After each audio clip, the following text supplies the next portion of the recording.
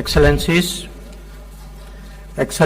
colleagues, Namaskar, a good afternoon and a warm welcome to India for the second India-Arab Foreign Ministers meeting.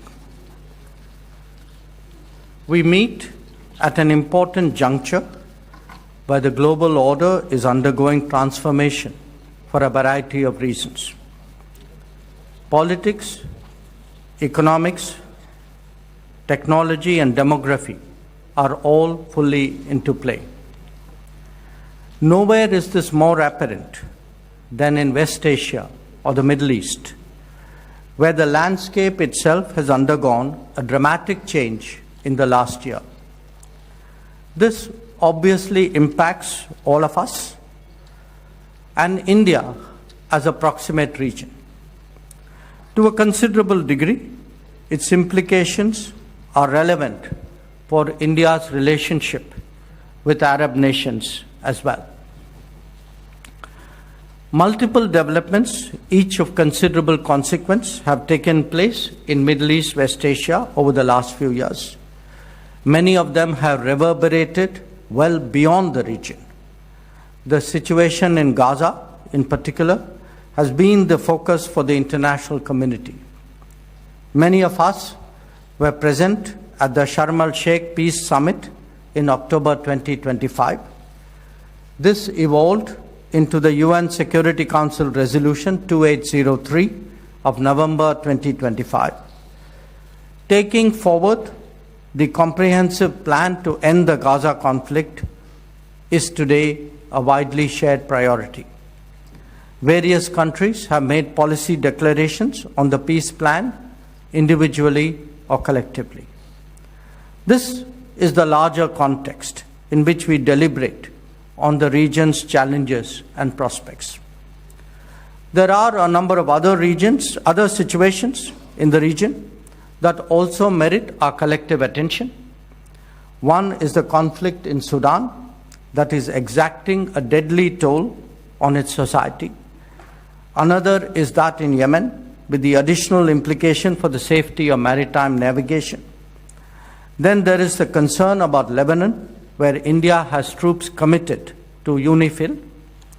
Where Libya is concerned, all of us have an interest in advancing the national dialogue process. The direction of events in Syria is also critical for the well-being of the region. Contemplating this multitude of challenges, our shared interests warrant strengthening forces of stability, of peace, and of prosperity. A common threat in both our regions to these objectives is that of terrorism in all its forms and manifestations. Cross-border terrorism is particularly unacceptable because it violates the basic principles of international relations and diplomacy.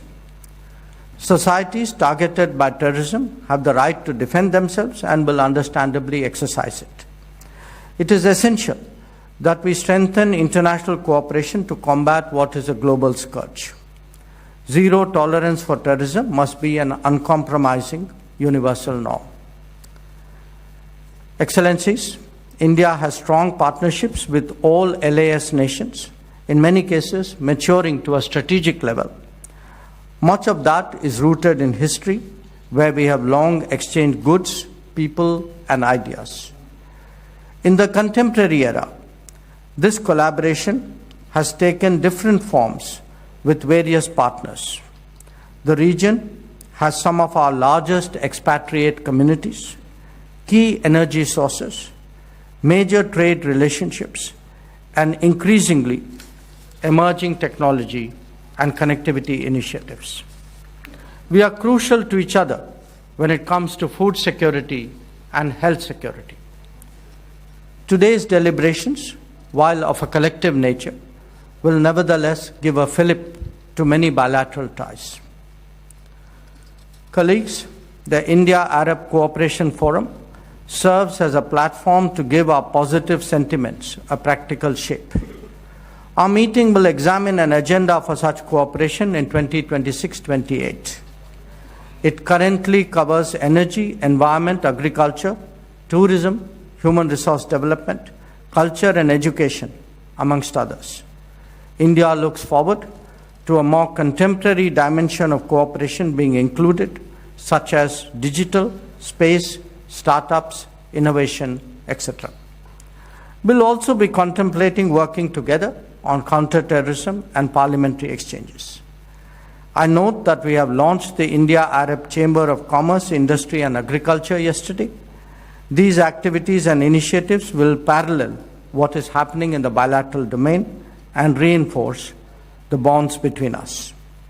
Excellencies and colleagues, in the last decade, India has developed many more capacities and strengths that are in keeping with the times.